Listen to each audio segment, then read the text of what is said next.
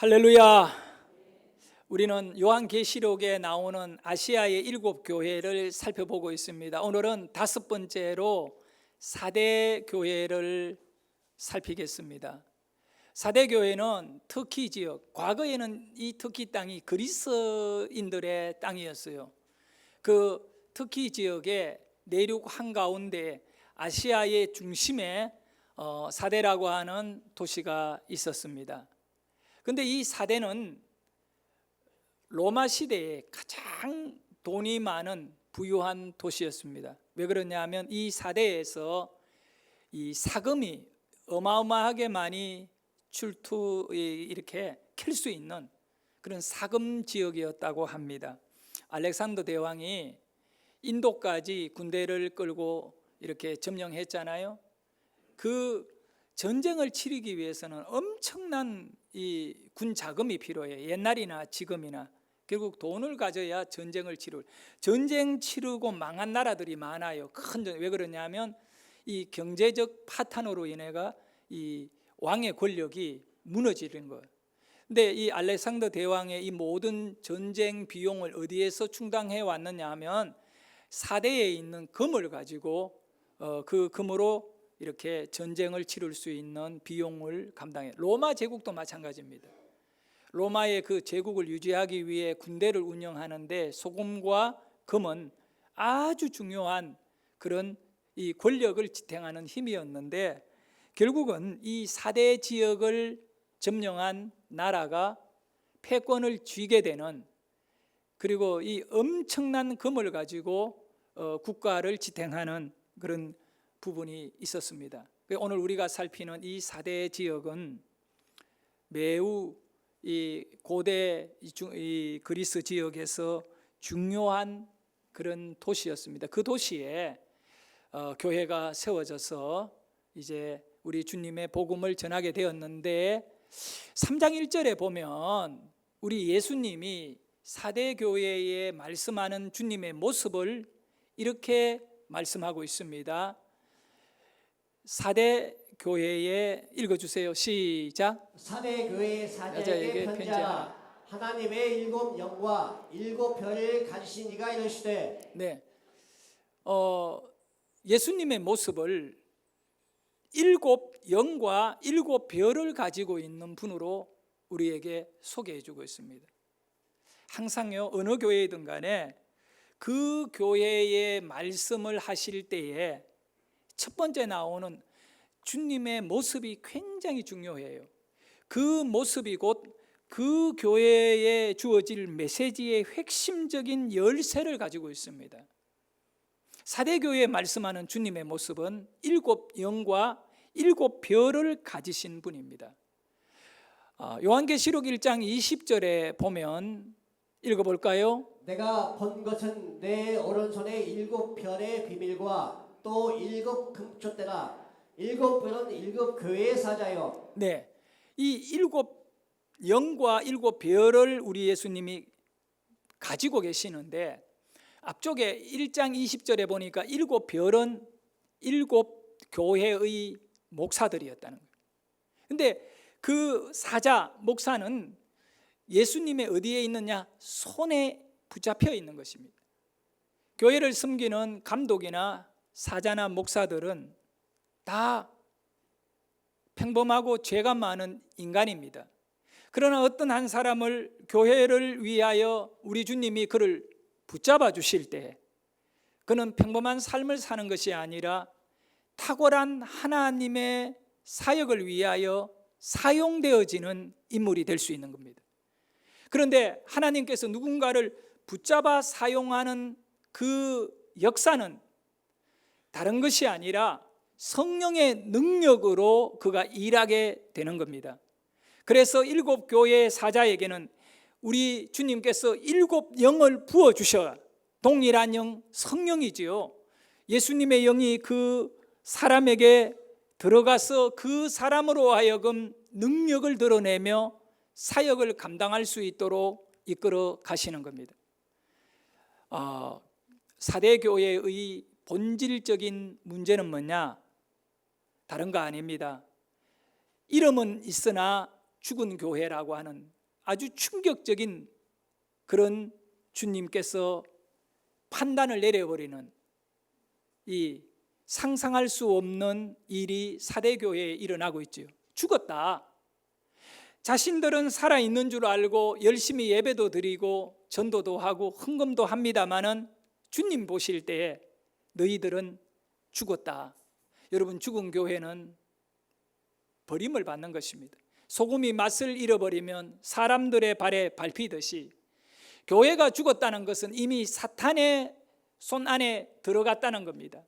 교회가 살아있어야 될 가장 중요한 이유는 어떤 도시이든 또 지역이든 간에 교회는 그 도시의 백성들을 구원하는 구원의 문의 역할을 감당합니다.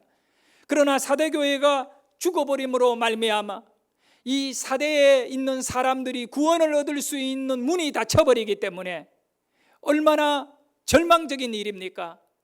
하나님의 나라는 모든 사람들에게 구원을 주는 은혜입니다. 그런데 교회가 구원의 문을 닫아버렸다, 교회가 죽었다, 이것은 그 지역 전체가 소망이 없고 절망적이고 비참한 상태로 그대로 어두운 세상에 갇혀있는 도시가 되고 말기 때문에 사대교회의 사명은 너무나 큽니다. 오늘 우리 교회도 마찬가지라 생각합니다. 안양에 많은 교회들이 있지만 우리 교회가 감당해야 될 영적인 사명이 있습니다. 그러면 교회가 살아있다는 것은 무엇을 의미합니까? 왜 교회는 살아있어야 합니까? 하나님이 살아계시기 때문에 하나님의 교회는 살아있어야 합니다. 만약에 교회가 죽음의 교회로 생명력을 잃어버렸다는 것은 무엇을 의미하느냐? 그 교회에 출석하고 있는 성도들의 심령과 그들의 삶 속에 하나님이 보이지를 않는다는 겁니다. 살아계신 하나님의 능력이 그들의 삶을 통하여 나타나지 아니하고 그들의 인생을 볼 때 전혀 하나님이 보이지 않는 바로 그 상태야말로 하나님이 그들을 떠나버린 결과인 겁니다. 교회가 죽었다는 것은 하나님이 그들을 떠나셨다는 것이지요. 하나님은 언제 우리에게 가까이 다가오시고 언제 우리를 떠나십니까? 간절히 사모하고 그분을 갈망하고 그분을 찾고 그분을 예배하기를 힘쓰는 자들에게는 내가 여기 있노라고 하며 하나님은 그들에게 찾아오시고 나타나십니다. 그것이 바로 영으로 함께 하시는 하나님, 7 영과 7 별을 붙잡고 계시는 주님께서 성도가 영적으로 충만하지 아니하면 그 성도는 영이 죽어버릴 수밖에 없는 사실이죠. 그래서 주님이 여러분을 붙잡고 있을 때에 여러분은 성령에 충만한 자가 되는 겁니다. 성령 충만이라는 것은 다른 거 아니에요. 예수님 손에 잡혀 있느냐 그렇지 않느냐 이것입니다. 사대교회는 주님의 손에 붙잡혀 있지 않았기 때문에 그들은 여러 가지 일을 마음대로 했습니다. 그 지역에 금이 많이 생산되었기 때문에 그 지역 사람들은 전부 다 부유한 삶을 살았습니다. 가정에 가면 최고의 그 시대에 부러울 것이 없는 그런 가구들과 또 집을 꾸미고 화려하게 살았습니다. 그러나 그들은 그 세상의 화려함과는 전혀 상관없이 영적인 죽음, 영적인 사망이 선포되어 있기 때문에 아무리 육체적으로 잘 먹고 잘 살지만 미래가 없는 인생들이었습니다. 성령의 사람은 다른 거 아니에요. 추상적으로 성령 받아라, 성령 충만하라, 이 끊임없이 교회가 선포하는 이 메시지가 성도들의 가슴에는 목사님 정도 되고 신령한 사람들이나 성령에 충만하지 나 같은 사람이 뭘 성령의 능력과 은혜 안에 나타나는 그런 놀라운 일을 내가 누릴 수 있겠는가 스스로 마음의 문을 닫아버리고 성령 충만은 외면해버리는 경우가 있습니다. 여러분 잘 아셔야 됩니다. 성령 충만은 다른 거 아니에요. 내가 예수님 손에 붙잡히는 것입니다. 만약에 여러분이 성령 충만을 적극적으로 사모하지 않는다면 여러분은 예수님 손에 붙잡히는 삶보다도 세상의 여러 가지 돈이나 화려한 세상의 자랑에 붙잡혀 있는 아주 어리석은 망할 수밖에 없는 삶에 지금 여러분이 연결되어 있다는 사실을 깨달아야 됩니다. 주여, 나를 불쌍히 여겨주시고 나로 하여금 주님의 손에 붙잡히게 하여 주옵소서. 7영을 붙잡고 계시고 7별을 붙잡고 계시는 주님께서 오늘 나의 삶을 붙잡아 주옵소서. 우리 예수님은 사대교회에 말씀하실 때에 7영과 7별을 가지신 이가 가라사대, 그 뒤에 말씀을 보면 너는 이름만 있을 뿐이지 죽었다, 이름만 있지 죽었다고 말씀합니다. 성도 여러분, 교인이라는 이름, 또 사대교회라고 하는 이름, 그 이름이 그들의 영성을 대변해 주지 못합니다. 그 이름만 가지고는 그들의 영적인 삶을 능력으로 세워주지 못한다는 겁니다. 이름을 뛰어넘어 껍데기만 가진 자가 아니라 속이 차 있어야 될 줄 믿습니다. 하나님의 영이 그들 안에 거하여야.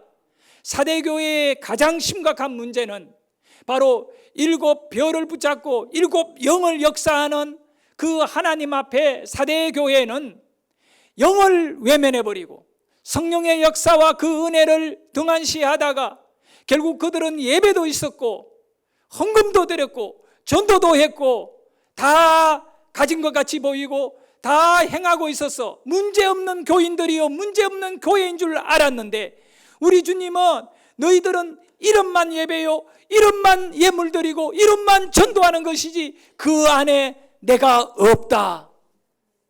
여러분, 로마서 8장 9절의 말씀에 보면 하나님의 영이 거하시지 않는 사람은 하나님의 사람이 아니고 예수의 영이 그들과 함께하지 않으면 절대로 예수의 사람이 아니라고 말씀하고 있습니다. 사대교회가 왜 죽었느냐 하면 하나님의 영적인 인도를 받지 못하는 교회로 점점 굳어가고 있기 때문에 그런 일들이 일어났던 것입니다. 누구든지 그리스도 영이 그 안에 거하지 아니하면 그리스도의 사람이 아니라. 사대교회가 죽었다는 것은 행정력이 없어진 것도 아니고 교회 안에 여러 가지 입지, 직분이 없는 것도 아니고 교인들이 모일 장소가 없는 것도 아니었습니다. 사대교회는요, 사진을 한번 볼까요? 이 키빌레라고 하는 큰 어마어마한 신전, 여러분 지금 보시는 저 사진에 높은 기둥이 올라가서 그 기둥을 받치는 행랑들이요, 그 건물을 아주 크고 웅장하게, 저 기둥의 높이가 현재 저기 몇 메다냐? 18m입니다. 18m. 내 키에 10개도 더 되는 높은 기둥들을 수십 개를 만들어서 우리 교회보다 10개도 더 되는 너무나 크고 웅장하고 화려한 기둥 하나는 사람들이 2명이 끌어안아야 될까 말까한 이 돌로 대리석으로 된 이 기둥들을 세운 교회입니다. 그런데 저 교회 다시 확대해 가 볼까요? 저 기둥, 아니 첫 번째 보던 사진에 기둥 뒤쪽에 보면 조그만한 벽돌로 올라가 있는 건물이 보일 겁니다. 벽돌로 올라가 있는 건물, 저 건물이 바로 사대교회입니다. 여기 오는 분들마다 큰 의문에 빠져요. 왜 그러냐 하면 저 키벨리 신전 바로 뒤쪽에 사람 손으로 이 기둥과 키벨리 신전, 여신전의 기둥과 교회를 그냥 닿을까 말까 할 정도로 그 좁은 틈을 두고 바로 사대교회를 지었다는 겁니다. 다른 사진 한번 볼까요? 내부의 사진이 보면, 자, 이 키벨리 이 내부의 사진, 여기에 한 30명에서 50명 들어가면 꽉 차버리는 공간이에요. 우리 교회의 한 절반 정도 되는 사이즈예요. 그렇게 부유하고 금이 쏟아지는 도시 속에 어디 언덕 위에 큰 교회도 짓고 성도들도 전도하고 할 수 있게끔만 이 지금 사대교회가 자리 잡은 이 땅이 누구의 땅이냐 하면 신전 땅 위에다가 이 교회 건물을 지어놓고 예배를 드리는 것입니다. 참 2000년 전 도대체 4대 교회에 무슨 일이 일어났을까? 여러 가지 생각들을 해볼 수 있겠습니다만, 일단 쉽게 결론을 내릴 수 있는 것은 마귀가 우리를 시험하는 과정이 3가지가 있어요. 가장 첫 번째 시험이 뭐냐 하면 박해와 핍박을 통하여 우리의 신앙을 포기하게 만드는 겁니다. 제가 자라난 시골 교회에 권사님이 계십니다. 권사님이 계시는데 이 권사님은 키도 조그만하고 뭐 배운 것이 없는 시골에 내가 어릴 때에도 할머니였었어요. 근데 이분은 예수밖에 모르는 분이에요. 천녀 때부터 예수밖에 모르는 분인데, 남편이 새벽에 교회 갔다고, 언젠가 내가 간증도 한번 했지만 그 유명한 얘기, 우물에다가 물을 퍼와가지고 방에다가 물을 갖다 다 분 거야. 그러니 방이 얼음장이 되고 어떻게 돼요? 겨울에 한겨울에 문 열어보고, 그러니까 집이 막 엉망이, 교회 갔다고 교회 못 가게 그렇게 핍박하고 박해를 심하게 했지만, 두드려 맞으면서도 이런 핍박을 당해도 이분은 교회를 중단하지 않고 새벽재단을 꾸준히 세웠어요. 그런데요, 그 집에 자식 중에 나하고 같은 나이의 아들이 하나 있었어요. 그래서 내가 잘 알지, 그 상황이. 나중에 수십 년이 지나와서 지금 보면 못 배운, 그 가난하고 힘드니까 초등학교도 뭐 졸업하고 아들들이 많았어요. 다 격지로 다 나가는 거죠. 근데 그 남편은 잘 사느냐? 그렇지 않아요. 바람 피워서 다른 집에 가서 애를 낳아가지고 들어온 그 아들이 바로 내 친구 재현이라고 하는 친구인데, 그 권사님은 그 아이를 자기 아들같이 받아가 또 키우는 거예요. 눈물로 키우는 거예요. 근데 나중에 남편이 할아버지가 되었을 때 교회 신앙생활 하다가 집사로 돌아가셨고, 현재 그 아들 중에 한 명을 하나님께서 축복을 해가지고 사업을 하고 하는데, 우리나라에서 가장 큰 청바지를 생산해내는 직물 공장을 일으켜가지고, 우리 동네 사람들은 취직하려면 그 사람한테 다 가면 돼요. 그리고 자기 엄마 이름만 대면 모르더라도 취직시켜줬다고요. 한때 동네에서는 난리 났어요. 청바지 공장에 일하러 간다고. 참 그 권사님 아들의 공장에 다 이렇게 가서 도움을 받고요. 얼마나 축복을 받았는가 하면 이거는 상상을 못해요. 내가 볼 때 나는 그분만 생각하면 믿음 생활 잘해야겠다.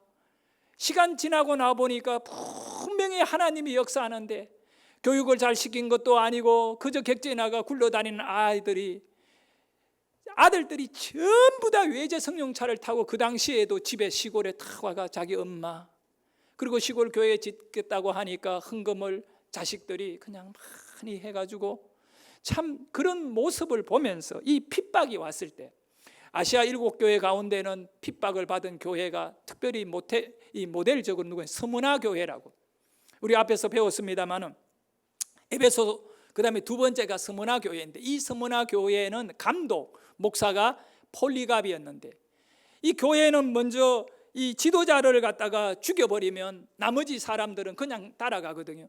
폴리갑을 딱 사람들 보는데 잡아놓고는 얘기합니다. 지금 장작더미에 불을 붙여놓고 예수만 안 믿으면 영감 살려줄게요. 나이가 86나 된 이 할아버지 목사님이 뭐라고 말했냐면, 나는 지금까지 평생을 예수 믿고 살아오며 한 번도 우리 주님이 나를 실망시킨 적이 없는데, 내가 지금 나이도 많은 영감이 되어 몇 년 더 살겠다고 주님을 실망시킬 수 있겠습니까? 당신도 그 집정관인 총독에게 당신도 예수 믿고 천국 갑시다. 그러고는 장작 위에 그대로 불질러 이 화형을 당하는데, 중요한 것은 이분의 화형을 지켜본 교인들이 눈물을 흘리면서 끝까지 믿음을 지키다가 17명이나 서문화 교회 성도들은 나중에 순교를 하는, 순교자가 쏟아지는 교회가 되는 거예요. 이 바로 사탄은요, 우리에게 환난과 핍박을 통하여 교회 못 나가도록 얼마나 방해하는지 몰라요. 우리는 이겨내야 될 줄을 믿습니다. 두 번째, 마귀가 어떤 시험을 통하여 우리의 믿음을 무너지게 만들었냐 하면 거짓된 이단, 진리를 거스리고 교회 속에 얼마나 많은 이단들이 파고 들어오고 있는지 몰라요. 공식적으로 신천지나 하나님의 교회라든가 이런 것들이 지금 교인들을 다 이렇게 유혹을 해가지고 이 신앙이 무너지도록 만드는데, 굳이 그렇게 유명한 이단들만 있는 게 아니에요.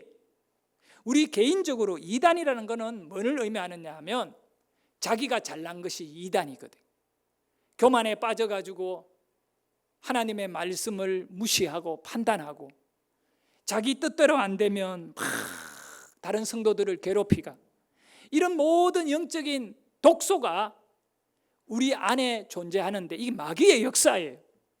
우리는 오늘 이 이단들의 세력들과 교만에 빠지는 이 모든 시험에서, 그래서 하나님은 교만한 자는 멀리 하시고 이단은 멀리 하시고 겸손한 자를 가까이 하시고 복을 주시느니라. 우리는 겸손하게 말씀 앞에 귀를 기울이고 순종할 수 있는 성도가 되어야 마귀를 이길 수가 있어요. 마지막으로 오늘 제가 여러분에게 말씀드리고 싶은 마귀의 시험이 바로 사대교회에 역사한 시험입니다.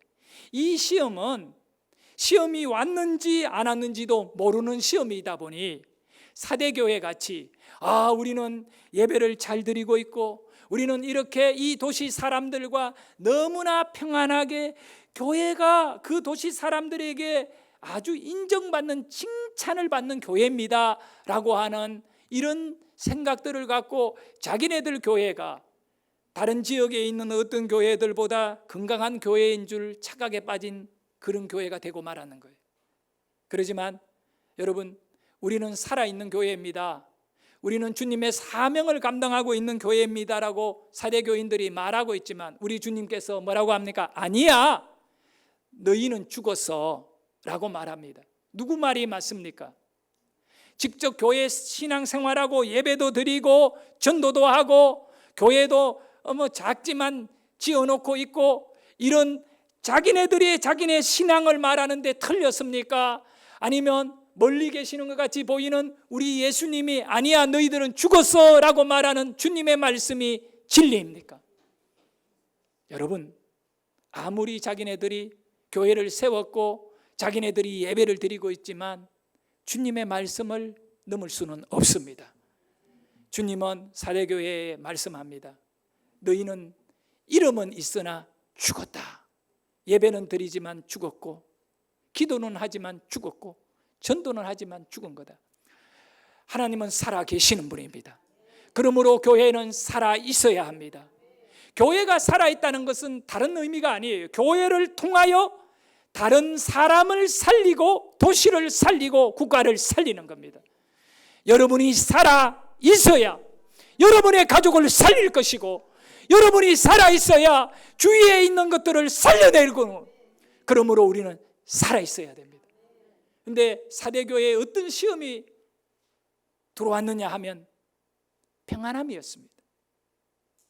아주 평안함이었습니다. 아무 문제가 일어나지 않는 평안함에 그들은 빠져 있었습니다. 그렇기 때문에 사진을 보여줬잖아요. 키빌레 신전, 바로 신전 땅에다가 교회를 건축할 수 있었다고요. 우리가 생각하는 기독교와 그리스인들이 신을 섬기는 종교와는 큰 차이가 있습니다. 여러분, 그리스인들은요, 신화에 나오는 모든 인물들을 자기네들의 신들로 여기며 섬겼던 것입니다. 지난주에 두아디라 교회를 우리가 살폈잖아요. 두아디라의 도시 주신이 뭐였습니까? 아폴로 신이었습니다. 아폴로는 제우스의 아들이거든요. 그런데 다른 도시에 가면 또 에베소에는 아데미 신을 섬기고 있거든요. 아데미는 또 다른 신이거든요. 이렇게 도시들마다 신을 다 다른 이름으로 섬기는데, 그런데 에베소에 있던 그 귀족이 사대에 오면 키빌리 신에게 공손하게 제사를 드리고 그 신을 모시는 거예요. 그 그리스인들은 범실론, 다실론이었어요. 모든 신들을 인정하고 있기 때문에 이 키벨리 신전 바로 뒤쪽에 기독교의 교회를 짓겠다고 하니까 우리 땅을 내줄 테니까 지어라 허락을 해줬기 때문에 그 웅장하고 큰 신전 뒤에 작은 땅에다가 한 50평도 안 되는 그 땅에다가 사대교회를 건축했습니다. 역사학자, 신학자들은 얘기합니다. 돈이 굴러다니는 도시에서 돈이 없어서 이 신전에다가 교회를 지은 것은 아닐 것이다. 기독교인들이, 유대인들이 대다수예요, 그 당시에.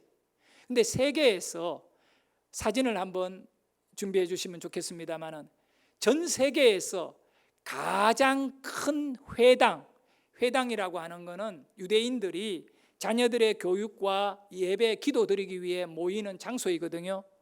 전 세계 중에 가장 큰 회당이 어디에 있느냐? 사대에 있어요. 지금 저 남아있는 건물인데 또 다른 사진을 보면 이렇게 저 건물이거든요. 저 건물이 뭐냐 하면 회당의 교육관이 교육관. 저기에서 자녀들 교육시키고 이런 기능을 쓰던 건물이 저 정도고 그 옆에 본당은 지금 허물어졌고 대리석 바닥만 있습니다만은 그 규모가요 수천 명이 들어갈 수 있는 회당이었대요. 회당에 수천 명이 들어갈 정도 같으면 사대에 얼마나 많은 유대인이 살았는지를 가늠할 수 있거든요. 이 그리스 땅 전체에서 가장 큰 회당이 있었다는 것은 유대인들이 정말 많이 살았다는 겁니다. 놀라운 사실은 여러분, 유대인들은 돈이 되는 곳에는 몰려듭니다. 지금 미국에 유대인들이 가장 많이 살고 있거든요.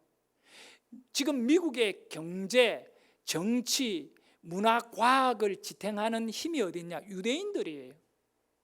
우리가 잘 아는 대로 한 가지만 얘기하면 세계 노벨상을 받은 사람의 절반 45% 가까이가 유대인이다잖아요. 유대인 인구가 얼마나 작아요. 우리 5천만도 안 되거든요. 그런데 전 세계의 모든 영향력을 유대인들이 다 끼치고 있는 사대에 세계에서 가장 큰 회당이 있다는 것은 그만큼 돈 되는 것이 사대의 금이 많고 또 유대인들이 그것을 중심으로 전 세계를 움직이는 오늘 월가 뉴욕의 금융가를 움직이는 것이 유대인이듯이 당시에 사대의 유대인들 지도자들이 집결해가지고 전 세계의 유대인 공동체를 돕는 일 그리고 움직이는 일이 이렇게 이루어졌습니다. 그러면 초기 기독교 우리 계시록이 나오는 이때는 대다수의 성도들이 유대인들이었기 때문에 바로 이 유대인들은 당시에 사대에서 하나님을 믿는 구약을 믿는 사람들이에요. 키벨리 신을 믿는 자가 아니라 하나님을 믿는 사람들이에요. 근데 돈을 갖고 권력을 쥐고 있는 유대인들이 돈이 없어서 저렇게 조그만한 사대교회를 이방 신전 모퉁이에다가 지었겠습니까? 그렇지 않지요. 근본적인 이유는 자기네들이 그 지역의 사람들과 다투지 않고 편안하게 오히려 신전 뒤에 교회를 세움으로 이질감도 갖지 않고 당신들과 우리는 사이 좋은 관계입니다. 독특하게 사대교회는 이단이 없어요. 사대교회는 핍박이 없어요. 그 평안함이 어제가 오늘 같고 오늘이 또 어제 같은 변화가 없는 그저 잘 먹고 잘 사는 그 상태의 교회는 죽은 교회였다는 거예요. 사대의 역사는 키벨리 신으로부터의 결박된 이 어두움의 세력 마귀 사탄의 역사를 거부하고 그들을 적극적으로 전도하고 그들을 변화시키는 공격적인 영성을 가지고 살아야 되는데 조그만한 교회를 만들어 놓고 그저 우리가 당신들하고 문제없이 잘 지내자는 식으로 가는 타협의 신앙, 평안히 좋은 것이 좋은 거다, 평안이 좋은 것이다, 잘못된 판단으로 영적인 것을 포기해버리는 사대 교회는 주님 볼 때 죽은 교회입니다. 결론적으로 이런 사대 교회에 희망이 없는가, 꺼져가는 등불 같고 꺾여버린 갈대 같은 이 사대 교회에는 우리 주님께서 희망을 던져주셔요. 그런 사대 교회에게, 죽어있는 사대 교회에 다시 살아날 수 있는 희망의 메시지를 3절에 주셨습니다. 3절을 읽어보도록 합니다. 그러므로 내가 어떻게 받았으며 어떻게 들었는지 생각하고 지켜 회개하라. 네, 세 가지의 회복의 방법을 우리 예수님은 사대교회에다가 주셨습니다. 이제 남은 이 일은 사대교인들이 어떻게 할 것인가. 이 편지를 받아본 이후에 그들은 눈물 흘릴 일이 없고 그저 편안하게 지내다 보니 성령을 의지하고 하나님의 도움을 구하지 아니하였던, 그리하여 7 영과 7 별을 붙들고 있는 예수님의 손길 안에 있지 아니하고 자기네들의 부유함과 자기네들의 권력 안에서 평안하다 살아왔던 죽어버린 교회를 향하여 우리 예수님은 세 가지를 말씀하는데, 첫째, 생각하라. 뭘 생각합니까? 앞에서 너희가 어떻게 들었고 어떻게 배웠는지를 생각하라. 이 말은 기억을 해야 하는 겁니다. 우리는 기억해야 됩니다. 하나님의 말씀을 기억하고 돌아가야 될 줄 믿습니다. 교회가 교회되는 본질이 무엇인가를 기억해야 되는 것입니다. 교회는 말씀을 떠나면 죽어버린다는 사실을 아셔야 됩니다. 다시 사대교회가 생명을 얻고 살아날 수 있는 길은 바로 기억하는 거지요. 하나님의 말씀을 기억하고 복음을 기억하고 성령을 기억하고 성령의 은혜 안에 돌아와야 되는 줄 믿습니다. 여러분도 마찬가지입니다. 하나님의 말씀을 기억하지 아니하고 사람들의 화려한 얘기만 자꾸 듣고 신앙생활이 더하여지게 되면 여러분의 믿음은 엉망이 되고 허당이 되고 만다는 사실을 아셔야 됩니다. 말씀을 기억하고, 그래서 말씀을 가까이 하기 위하여 몸부림치며 애타는 심령을 갖고 성령의 은혜를 구할 수 있는 여러분 되시기를 축복합니다. 기억하십시오. 초대교회가 어떻게 교회되는 은혜를 맛보았습니까? 이걸 기억해야 돼요. 바로 120명의 성도들이 예수님의 말씀에 약속을 부여잡고 마가의 집에서 기도할 때 하늘에서 성령이 내려 예루살렘 교회를 세우게 된 것입니다. 예루살렘 교회가 세워졌을 때 성령 받았던 이 성도들은 세상을 두려워하지 아니하고 예수 믿는 사람을 잡아 죽이는 그 가운데에도 거리에 뛰어나가서 외칩니다. 예수가 구원자이다고, 예수를 믿어야 산다라고. 이것이 영성이고 이것이 바로 주님의 손에 붙잡힌 사람들의 모양입니다. 오늘 현대교회는 가장 사대교회를 많이 닮았습니다. 우리에게 이런 부분들, 바로 예수에게 붙잡혀 있는 참된 모습이 상실되어 버렸고, 과연 누구에게 붙잡혀 살아가는가? 바로 자기 자신에게 붙잡히고 돈에 붙잡히며 세상의 화려한 치장거리들, 그런 모양들, 외모를 가꾸는 일에 붙잡혀가 시간과 세월을 낭비하고 있지는 않습니까?